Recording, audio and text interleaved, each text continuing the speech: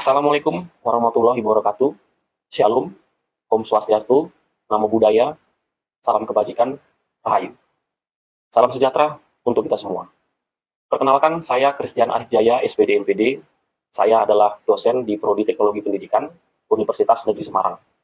Pada kesempatan ini, saya akan menyampaikan tentang video pembelajaran penyusunan dokumen pernyataan diri dosen dalam unjuk kerja Tridharma Perguruan Tinggi atau PDD UKT-PT dalam bidang pengajaran. Saya akan menyampaikan terkait dengan rancangan pembelajaran dari mata kuliah pengelolaan sumber belajar dengan kode mata kuliah 20P02094. Mata kuliah ini terdiri dari 2 SKS secara teori dengan deskripsi mata kuliah sebagai berikut. Mata kuliah ini mengkaji teori, konsep, jenis, tujuan, fungsi prinsip, model pengelolaan sumber belajar, karakter sumber belajar, karakteristik kegiatan lembaga sumber belajar, perkembangan lembaga sumber belajar, struktur organisasi, perencanaan pembiayaan dalam pengelolaan lembaga sumber belajar, penentuan personil dan fungsi-fungsinya, latihan menyusun, pengembangan atau pengadaan lembaga sumber daya pembelajaran jalur pendidikan formal dan non-formal. Capaian pembelajaran untuk lulusan dalam mata kuliah ini yaitu yang pertama, menganalisis konsep teoritis teknologi pendidikan secara mendalam. Yang kedua, menggunakan dan mengembangkan media pembelajaran dan sumber belajar. Yang ketiga, menguasai konsep umum dan pengetahuan operasional pembelajaran dan sumber belajar. Yang keempat, menginternalisasi sikap dan apresiasi peduli dalam seni, budaya, dan sosial di masyarakat. Yang kelima, memelihara dan mengembangkan jaringan kerja dengan pembimbing, kolega, sejawat, maupun di luar lembaganya. Untuk capaian pembelajaran mata kuliah atau CPMK terdiri dari 4, yaitu yang pertama, menambahkan pengetahuan dasar agar mahasiswa mempunyai pemahaman konsep sumber belajar. Yang kedua, mampu mengklasifikasikan sumber-sumber belajar.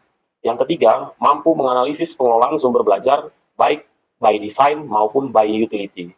Yang keempat, mampu mengembangkan sumber belajar digital mengikuti tren yang ada. Untuk metode pembelajaran dalam mata kuliah ini menggunakan beberapa metode pembelajaran. Untuk video kali ini, saya akan menggunakan metode pembelajaran DIA, yaitu Delivery, Interaction, dan Assessment.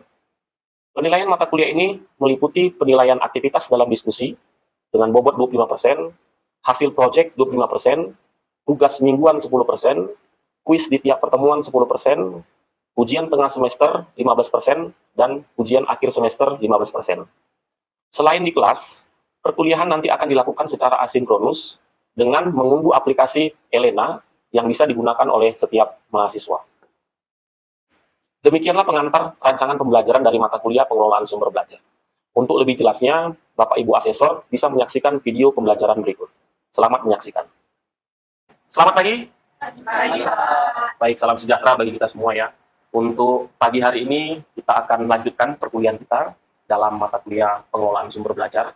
Ya, di mana untuk pagi hari ini kita akan membahas atau mengkaji terkait dengan konsep dan definisi sumber belajar. Tetapi sebelum Bapak memulai perkuliahan kita, ada baiknya kita berdoa terlebih dahulu. Ya, mohon kepada Tuhan supaya perkuliahan kita ini dapat berjalan dengan baik. Baik, berdoa menurut agama dan kepercayaan masing-masing, Bapak yang memandu. Berdoa dimulai. Baik, doa dicukupkan. Oke, untuk pagi hari ini, ya seperti yang saya sampaikan di awal, kita akan membahas terkait dengan konsep dan definisi sumber belajar, di mana untuk pagi hari ini, ya tujuan dari proses perkuliahan kita, ya dari pertemuan ini adalah yang pertama kita akan mengetahui atau memahami terkait dengan konsep dan definisi sumber belajar. Nah, setelah itu, yang kedua, kita akan mampu ya mengelompokkan atau mengklasifikasikan jenis-jenis sumber belajar itu. Ya, karena apa? Karena seperti yang kita ketahui, dalam proses pembelajaran, ya, setiap orang yang ingin belajar itu butuh sumber. Ya. Nah, di mana sekarang ketika kita mulai mengkaji terkait dengan sumber belajar itu sudah berkembang sangat luas. Ya, sangat luas sekali. Sehingga definisi sumber belajar mungkin banyak pembaharuan. Ya. seperti itu. Nah, sebelum Bapak masuk ke slide selanjutnya, Bapak ingin bertanya kepada mahasiswa-mahasiswa yang kebetulan sudah memasuki kelas di perkuliahan ini, ya, yaitu terkait dengan konsep atau definisi sumber belajar. Ya. Ada kira-kira yang sudah pernah baca buku gitu ya, atau baca beberapa referensi terkait dengan sumber belajar, bisa memberikan pendapatnya terkait sumber belajar? Boleh angkat tangan? Oke, ya. Dari Islam dulu. Ya. Ini ya, untuk sumber belajar sendiri, kalau dari definisi saja, sumber belajar itu adalah sesuatu yang digunakan oleh seorang pendidik untuk memfasilitasi sumber belajar, untuk memfasilitasi pembelajaran. Contohnya seperti media pembelajaran, teknologi, ataupun seperti buku. Oke, baik, kita tampung dulu ya jawaban dari teman kita. Oke, mungkin dari sebelah sini tadi sudah menjawab, Bapak bergeser ke sebelahnya gitu ya. Oke, kira-kira yang di sebelah bagian kanan Bapak ini kira-kira ada nggak yang mau memberikan pendapatnya terkait dengan konsep atau definisi sumber belajar? Mungkin Afifah? Dan sumber belajar sendiri ya Pak, setahu saya itu sumber belajar itu seperti sebuah alat untuk memfasilitasi pembelajaran dari pendidik. Oke, yang memfasilitasi ya, apakah itu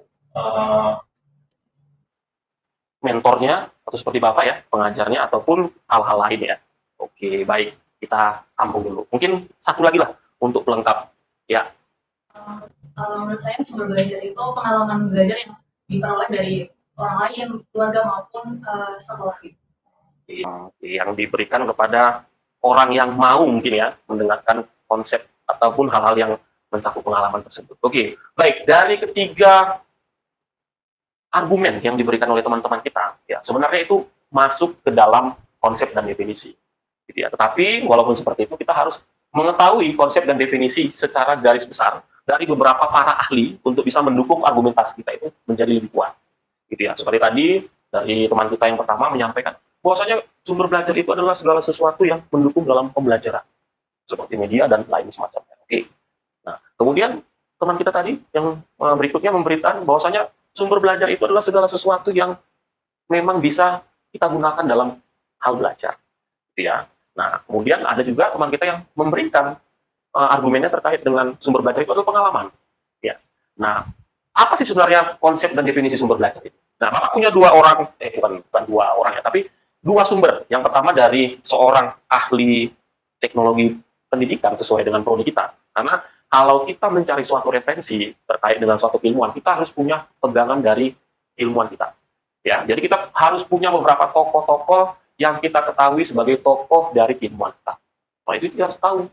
Ya, seperti Bapak Yusuf Hadimyarso, ya Profesor Yusuf Hadimyarso itu adalah seorang tokoh teknologi pendidikan yang banyak menyumbangkan pemikiran-pemikirannya terkait dengan teknologi pendidikan. Oke, kita lihat dulu.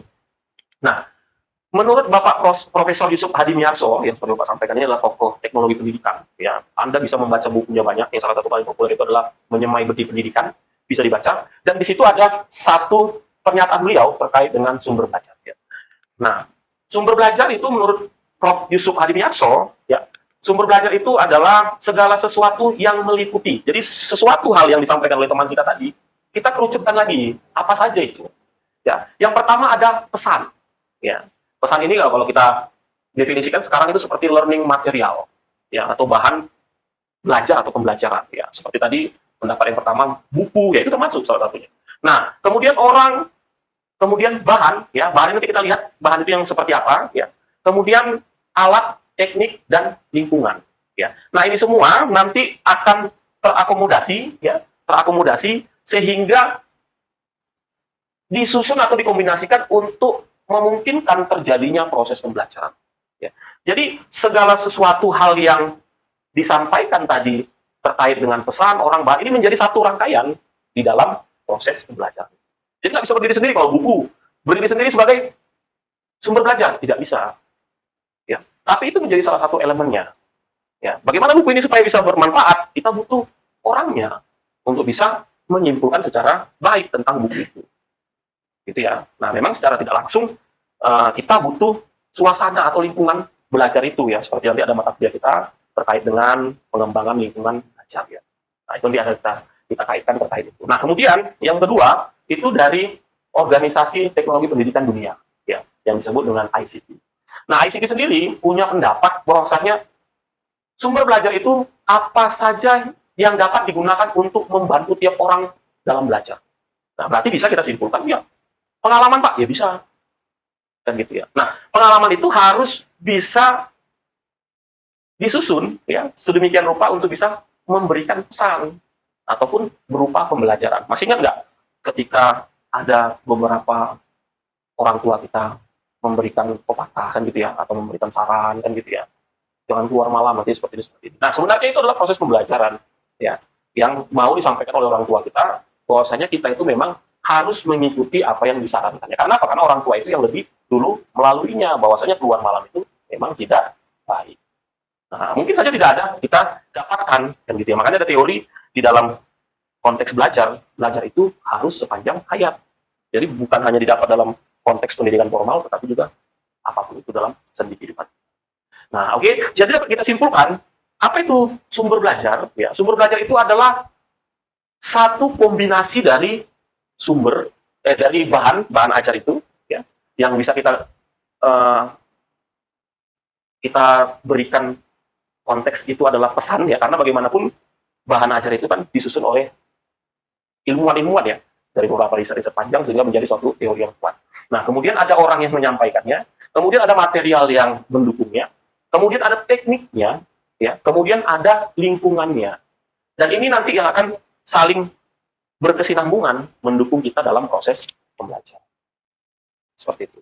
Oke, itu yang dikaitkan dengan konteks konsep dan definisi sumber belajar. Oke, kalau seperti itu, pasti Anda akan bertanya, kira-kira bagaimana Pak pesan tadi, ya, atau orang tadi, ya, atau bahan, alat, dan teknik lingkungan itu dikemas Pak, supaya bisa menjadi pendukung dalam pembelajaran itu. Nah, gitu ya, pasti kalian bertanya seperti itu. Oke, kita lihat dulu satu komponen yang pertama itu adalah pesan. Ya. Nah, pesan di sini artinya adalah suatu fakta, ya, fakta yang secara kajian keilmuan itu sudah diterima. Contohnya adalah filsuf-filsuf kita yang terdahulu. Ya. Seperti Aristoteles menyatakan suatu teorinya bahwasanya dia ada, dia hidup, makanya ada pengetahuan. Ya. Manusia itu ada dan manusia itu berpikir. Nah, dari situlah timbul pesan-pesan yang menyatakan bahwasanya kajian-kajian dalam suatu keilmuan itu ada. Dan itu yang dijadikan sumber belajar. Seperti sekarang, yang kita kemas dalam beberapa materi pembelajaran seperti sains maupun yang sosial. Nah, ini yang paling penting ya, sebagai sentralnya, yaitu kita sendiri, manusia. Nah, kalau kita lihat dari mulai sejarahnya dulu, kenapa orang bisa mengetahui sesuatu hal, yaitu dia belajar dari orang lain. Ya, orang lain itu bisa saja mengetahuinya dalam konteks pengalaman. Nah, itu seperti yang teman kita sampaikan tadi, Pak, pengalaman. Nah, itu digunakan. Tetapi bagaimana pengalaman ini disusun, ya, sehingga aktornya itu atau peran utamanya itu dalam pembelajaran itu untuk menjadi penyampai sumber belajarnya itu, nah ini harus dipilih secara selektif. Makanya ada profesi pengajar. Nah, orang-orang yang ini yang dipilih dalam konteks pengajar ini itu yang memberikan pengetahuan mereka berdasarkan keilmuan yang mereka sudah pelajari dan diberikan kepada orang-orang yang menjadi peserta didik. Nah, jadi mereka itu yang menjadi sumber belajarnya. Nah, seperti itu ya. Nah, walaupun banyak tokoh-tokoh yang bisa kita berikan sebagai sumber belajar tadi, ya, jadi mana itu kita berikan kepada orang sebagai satu komponennya. Nah, tetapi di era sekarang ini ada yang lebih mutakhir, kan gitu ya. Anda kalau misalkan ditanya suatu hal nggak bisa menjawab, Anda kan bisa mencari, kan gitu ya. Yaitu disebut dengan teknologi sekarang, yaitu adalah mesin pencarian, ya, yang disebut dengan search engine, kan gitu. Nah, sekarang berkembang lagi, ada namanya AI, kan gitu ya. Nah, ini lebih bagus lagi Pak. Ini seperti memang mesin yang memang punya pengetahuan seperti manusia.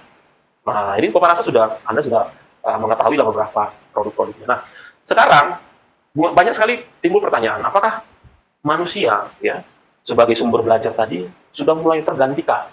Nah, kan gitu ya. Banyak sih diskusi-diskusi terkait dengan itu. Apakah guru itu bisa digantikan dengan mesin? Ya, dengan robot. Karena apa? Karena robot biasanya lebih tahu, dan itu sudah diuji beberapa orang, kan gitu ya.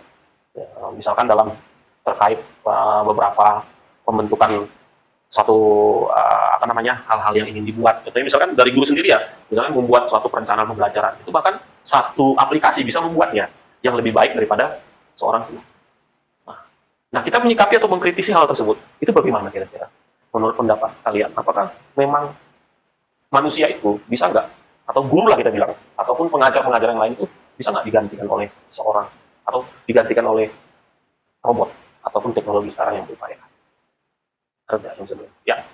Menurut saya tidak bisa ya Kak, karena tahu saya robot itu kan tidak memiliki perasaan seperti manusia. Walaupun secanggih apapun robot itu tetap tidak bisa menggantikan guru sebagai pengajar. Oke, ya. Robot itu tidak punya hati ya. Nah, jadi kalau kita memang mempelajarinya dari beberapa referensi, memang robot itu didesain hanya mengetahui beberapa prompt yang memang sudah menjadi activity mereka, kan gitu ya. Tapi kalau prompt itu tidak diisi, ya tidak sering dilatih, ya mereka tidak mungkin kekurangan atau tidak mengetahuinya. Nah, kalau mereka tersistematis seperti itu, ya pasti mudah untuk dibaca ya atau didikte. Nah, beda sama manusia. Ya, manusia ini punya akal yang terus berkembang, sekecil apapun itu bisa dieksplor lebih mendalam, sehingga memberikan banyak sekali praktik-praktik ataupun hal-hal yang bisa dikembangkan secara baik. Itu yang disebut dengan konteks apa? Salah satunya adalah kreativitas, kan gitu ya, inovasi. Ya, kan gitu ya. Nah, karena itu menjadi kata kuncinya, makanya kita sebagai orang yang bergerak dalam bidang pendidikan, kan gitu ya, dan pasti suatu saat bisa menjadi sumbernya juga, menjadi sumber belajar dalam konteks pendidikan itu, ya kita harus punya kompetensi. Nah, itulah menjadi pembeda memang antara manusia itu dengan robot ya. Kita itu punya akal pikiran yang bisa mengembangkan kreativitas-kreativitas kita yang mungkin tidak bisa akan terdikte dari satu perintah saja, ya seperti itu. Oke, bagus sekali ya jawaban dari teman kita. Nah, kita lanjutkan yang berikutnya, yang ketiga ya.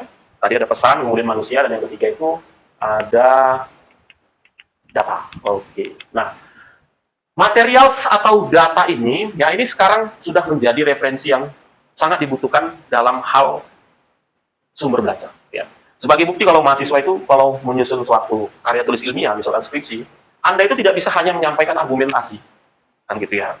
Nah, jadi Bapak pernah juga membimbing beberapa mahasiswa kalau membuat satu latar belakang gitu kan.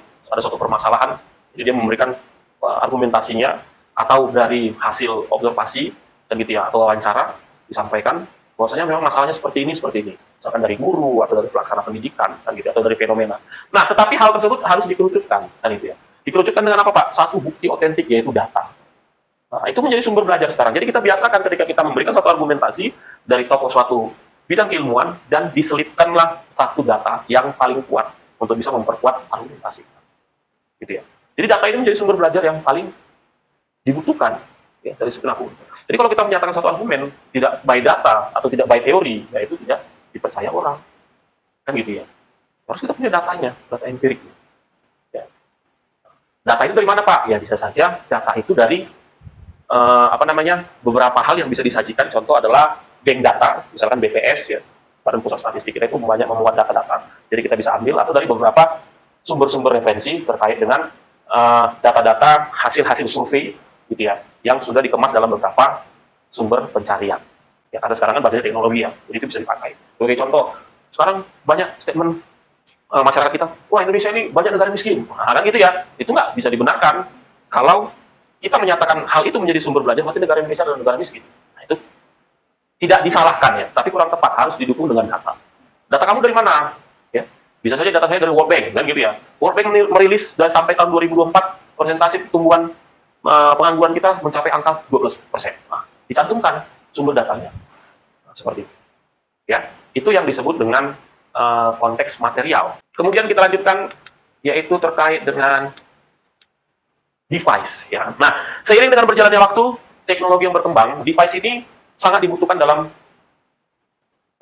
sumber belajar ya. Jadi device ini dibagi dua, ada yang software, ada yang hardware. Ya, kalau yang software seperti yang kita pakai, yaitu misalkan dalam konteks search engine, kan gitu ya. Apalagi sekarang mahasiswa ini membutuhkan banyak sumber belajar itu terkait dengan referensi misalkan paper-paper gitu ya. Jadi bisa dicari misalkan di dalam jurnal, kan gitu ya. Ada link-linknya, ada website yang mengaturnya. Nah itu bisa, kan gitu ya. Nah itu bisa dipakai. Kemudian yang hardnya, gitu ya. Misalkan ada laptop, kan gitu ya. Kemudian ada televisi, ya.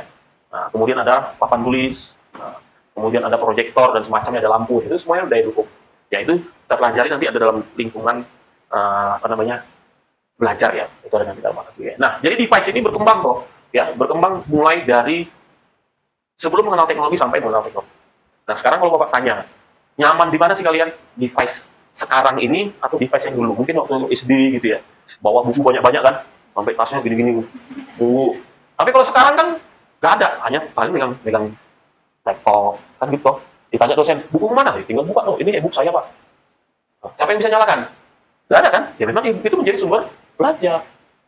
Tapi kan harus bisa dibuka menggunakan device ataupun perangkat yang hard dan yang soft. Ya, yang hardnya itu ada laptop, sejenisnya seperti notebook, handphone, ya, smartphone. Kemudian ada aplikasi misalkan PDF readernya, seperti itu ya. Kalau tidak ada yang software nggak bisa juga.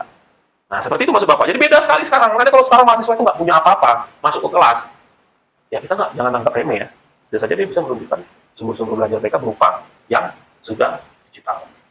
Nah, seperti itu. Itu perkembangan sekarang yang sangat pesat, sehingga sumber-sumber belajar ini sekarang ini tinggal ini ya, kita pakai itu sudah dekat dengan kita.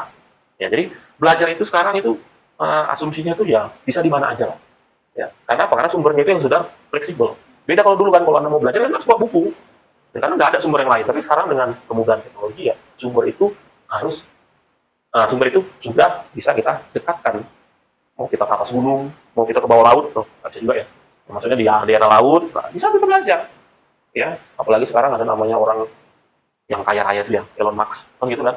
Ya, dia mau menjual peralatannya, yaitu satelitnya untuk bisa mendapatkan gelombang yang bisa menangkap sinyal internet. Dimanapun Anda, mau di tengah laut, bisa.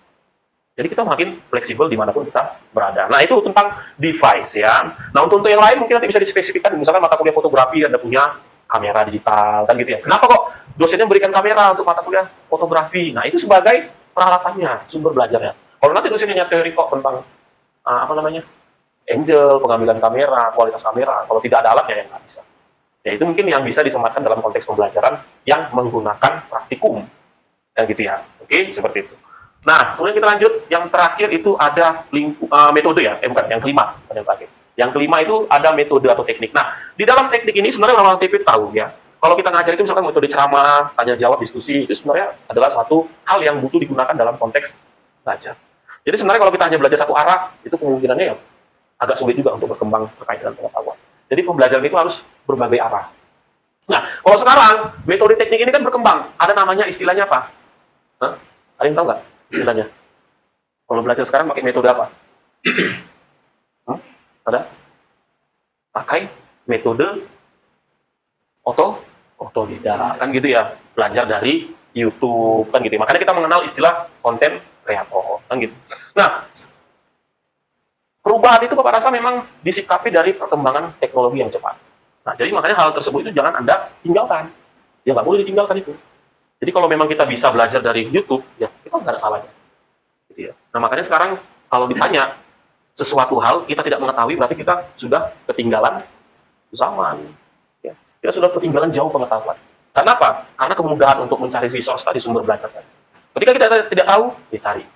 Bisa melalui metode teknik yang kita pakai, contohnya misalkan apa? Diskusi. Kan gitu ya. Kan kalian kan sering diskusi kan dengan teman-teman kalian. Tadi yang disampaikan dosen tadi gimana ya? Nah, itu metode untuk mencari sumber belajar. Jangan-jangan teman kalian lebih tahu daripada kalian. Nah, seperti itu. Oke, itu yang disebut dengan metode teknik. Bapak rasa kita sebagai TP lebih banyak mengetahui juga terkait dengan teknik ini dalam pembelajaran ya. Itu nanti ada kajiannya sendiri, jadi Bapak tidak memperdalamnya. Kemudian, nah ini yang terakhir adalah lingkungan. Lingkungan itu bisa disetting, bisa yang non-setting. Ya, lingkungan yang menjadi sumber belajar sekarang dibagi menjadi dua, yaitu ada dalam konteks blended learning itu ada namanya belajar secara sinkronus seperti kita ini, dan yang asinkronus. Nah, jadi lingkungan itu bisa disetting yang secara digital maupun yang non digital. Kalau yang digital gimana Pak? Ya kita bisa online pakai Zoom. Kan gitu ya. Jadi memang kalau di dalam satu teori lingkungan belajar itu hanya di kelas, ya salah tuh. Salah kita. Sekarang ini lingkungan itu bisa disetting. Contoh misalkan kalau ketika ada kita pameran gitu ya. Pameran misalkan kalau dari segi konteks seni ya, ada pameran lukisan. Nah itu sebenarnya belajar toh. Belajar. Itu menjadi sumber ketika dilihat lukisan-lukisannya, kira-kira ini lukisan ini menggambarkan tema apa. Kita tahu. Dan kita bisa menyesuaikan dengan pemikiran kita yang kita dapat dari belajar. Nah, gitu. Tapi tergantung kita ya mau menikmati itu atau tidak, mau mengetahui itu atau tidak. Ya, seperti itu. Makanya kalau dikaji-kaji, kenapa kok orang itu mau datang ke suatu tempat yang memang dianggap berbahaya? Nah, contohnya apa? Contohnya misalkan hutan Amazon, kan gitu. Kenapa mereka datang ke situ? Karena mereka mau melihat langsung lingkungan yang mau mereka pelajari itu. Itu nggak bisa didapat kalau di dalam suatu buku saja. Ya, atau dirasa saja itu nggak bisa. Memang harus datang ke tempat itu. Melihat, benar nggak sungai Amazon itu berbahaya? Ada nggak memang ikannya? Ikan piranhanya itu ada tidak? Itu jangan-jangan seperti hanya statement biasa saja. Oh, itu ada ikan piranha. Nah, tengok. Tapi jangan dicoba-coba dicelupkan tangan, nanti digigit, misalnya putus. Ya, coba aja diberikan umpan. Oh, keluar, ya berarti betul. Ya, utara Amazon itu tiba-tiba bisa turun, apa misalkan kabut. Nah, itu kita harus rasakan. Kan gitu ya. Makanya konteks pembelajaran yang paling baik itu adalah konteks pembelajaran yang memang benar-benar berbagi pengalaman belajar. Ya, jadi dirasakan lingkungannya. Contoh misalnya kalau kita belajar materi pasar, ya, bagusan memang ketika kita belajar konteks pasar itu ada penjual dan pembeli, kita harus bisa terjun ke sana tuh. Pergi kita ke pasar. Itu kan misalnya kayak anak bapak itu di PAUD, kan sudah mulai pergi ke supermarket. Kan gitu. Ada tuh, sudah tinggal belajar. Jadi dikasih uang sama gurunya tuh. Beli mereka belanja. Belanja. Diajarkan gitu. Itu bagus poinnya. Karena mereka lebih merasakan lingkungan yang bisa memberikan mereka pengalaman belajar. Nah, seperti kalian juga seperti itu kan. Asal ada mata kuliah, mungkin diberikan beban observasi. Apa itu observasi? Supaya benar-benar merasakan lingkungan yang menjadi topik dalam perkuliahan itu. Kan gitu kan? Misalnya, tentang evaluasi kurikulum, disuruh pergi ke sekolah sana, tanya kurikulumnya apa, dan dievaluasi. Ya memang gitu toh. Daripada hanya ngomong-ngomong doang, dosennya, kalian nggak ngerti. Lebih bagus di sana dirasakan. Gimana Bu? Bapak, Ibu, Guru membuat suatu dokumen kurikulum yang ada ini, menjadi dokumen kurikulum yang versi Bapak Ibu, kemudian bisa menyesuaikan dengan keinginan atau output dari kurikulum. So, kami membuat sesuai dengan keputusan bersama, yaitu membuat kurikulum seperti itu. Makanya sekolah sekarang itu bisa jadi tidak menggunakan kurikulum yang ada secara utuh, tapi merupakan kurikulum versi mereka. Boleh. Nah, seperti itu yang kalian dapat pengalaman-pengalaman belajar itu dari lingkungan belajar. Itu yang bisa Bapak berikan terkait dengan perkuliahan kita pagi sampai menjelang siang hari ini. Oke, sebelum Bapak tutup dari versi mahasiswa-mahasiswa yang hadir, kira-kira ada nggak bisa satu orang yang menyimpulkan kira-kira apa yang didapat dari proses perkuliahan kita pada pagi sampai siang hari ini? Ada satu orang? Ya. Oke. Bapak izin menyimpulkan apa saja yang saya dapat pada Coba berdiri Mbak, berdiri ya. Nah, biar didengar. Oke. pada pertemuan kali ini yang saya dapatkan itu terkait definisi dan konsep dari sumber belajar. Jadi sumber belajar merupakan keterpaduan antar komponen apa saja yang dapat digunakan untuk membantu orang belajar. Komponennya itu meliputi ada pesan, kemudian ada orang yang menyampaikan, lalu ada bahan atau materialnya, lalu yang keempat itu ada peralatan atau device yang mendukung sebagai media atau hardware-nya. Kemudian yang kelima itu ada teknik atau metode yang digunakan. Yang terakhir ada lingkungan. Kemudian bagaimana peran semuanya dalam proses kita itu dalam mencari sumber belajar? Bisa dijelaskan sedikit? Keterkaitan, misalkan pesan, bagaimana apakah itu harus disusun oleh orang? Ya betul, untuk keterkaitan itu tentu saja harus disesuaikan seperti siapa yang akan menyampaikan pesannya, kemudian di mana lingkungan yang dapat mendapatkan pesannya itu, kemudian dan teknik yang digunakan juga harus sesuai dengan apa yang akan disampaikan. Oke, baik. Terima kasih. Kita berikan applause kepada teman kita yang sudah memang mengerti untuk pertemuan kita pagi menjelang siang hari ini. Ya. Jadi apa yang sudah kita diskusikan, ya Bapak tanyakan dengan kalian, juga kalian juga mengerti. Dan mudah-mudahan nanti kita punya paradigma yang sama terkait dengan sumber belajar, bahwa sumber belajar itu bukan sekecil ini lagi yang pernah kita ketahui pada saat kita dulu pernah mengecam pendidikan yang lebih rendah ya. Tapi ketika kalian sudah mulai di kuliah sekarang, ya hal itu lebih fleksibel dan bisa juga dikaitkan dengan teknologi-teknologi sekarang sehingga sumber belajar itu bisa kita dapatkan dari mana. Oke, baik Bapak rasa itu ya yang bisa Bapak berikan ya. Jadi sudah habis slide-nya. Jadi sebelum kita akhiri kelas ini, Bapak ingin merefleksi ya, merefleksi pertemuan-pertemuan kita ini, diskusi kita ini tadi, dan Bapak sudah muat proyeksi dari apa yang sudah kita bahas itu dalam Elena ya. Jadi di Elena itu ada Bapak buat tugas, itu Elena itu sebagai learning management system kita nanti bisa dibuka dan dikerjakan sesuai dengan batas waktu pengerjaan. Ya, Bapak harap semua mengerjakan karena itu nanti menjadi refleksi sebagai bagaimana kalian itu sudah menyerap materi-materi yang Bapak berikan. Oke? Ya, bisa ya? Oke, baik. Sebelum Bapak tutup, tadi Bapak sudah membuka dengan doa, maka ada baiknya kita akan mengakhiri juga dengan doa. Ya, doa Bapak pimpin ya, berdoa sesuai dengan agama dan kepercayaan masing-masing. Doa dimulai.